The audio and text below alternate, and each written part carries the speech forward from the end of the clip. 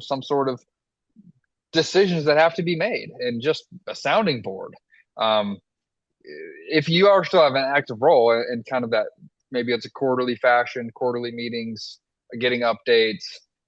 It provides space for all that to happen, where the new owners don't think you're just hanging out on the golf course or on a beach somewhere, and well, he's not involved, doesn't know what's going on. And that's protection of your investment because it still is on your balance sheet a note receivable of call it $5 million of that is an asset on your balance sheet and you want to protect that, which means you still want to be in the know of what's going on with that company. Yeah, as somebody who's been part of a venture-backed firm, yeah, the investors show up at least once a quarter and they want to know how their money's being spent. Yeah, Exactly right. it's, and I think that's really the thing is you are now an investor in what was once your company. You're the financial backing. And as much as a VC has a right to be on the board of directors, you have a right to for some oversight role until the transition is complete, until you're fully paid out. Exactly right. And then it's you probably still have an intention and legacy because you did the deal this way and you took less money to do the deal this way. But at that point, you're paid off, you're made whole. Then they get really the opportunity to take the business to a they can be more aggressive with it if they want. It's their company at that point. Um, Do you encourage your clients to take like a 90-day sabbatical as a test drive as they're approaching exit?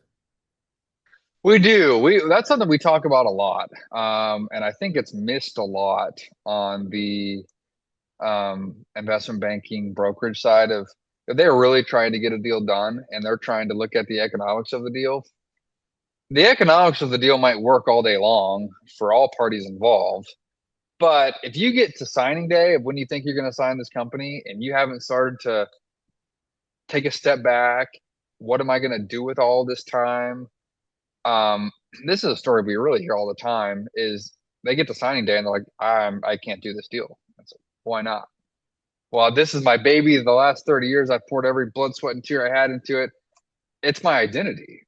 And if that conversation hasn't been had, that's like kind of the behavioral, emotional conversations that we're having. We're financial planners, and the economics of it are a big portion, but we're also pretty in tune with their entire lives, retirement wise, and want to have the conversation.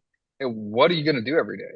A lot of times, it's very important in our world that husband and wives come in the conversation together. Whatever spouse is at home, traditionally, and husband's running the business, the wife's like, you're not just going to sit around the whole house all day every day.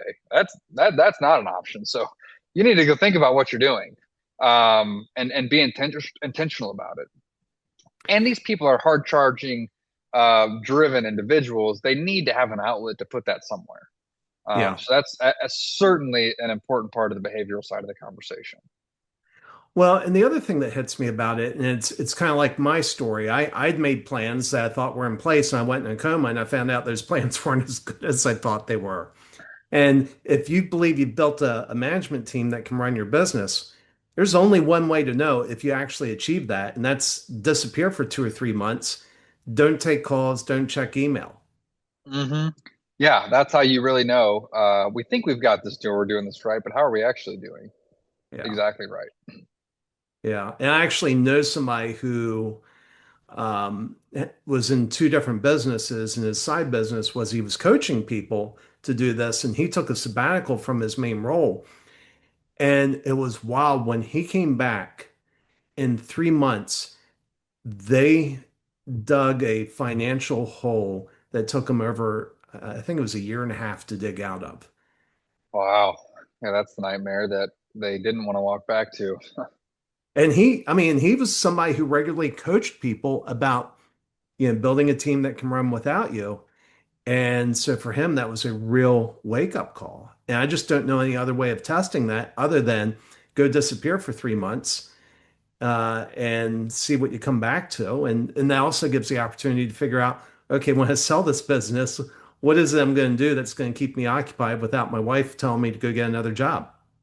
Right. And especially if you think you're going down the path selling to the management team, you want to be very confident they can execute without you, so you get paid off. So Yeah. that's it's even more important in that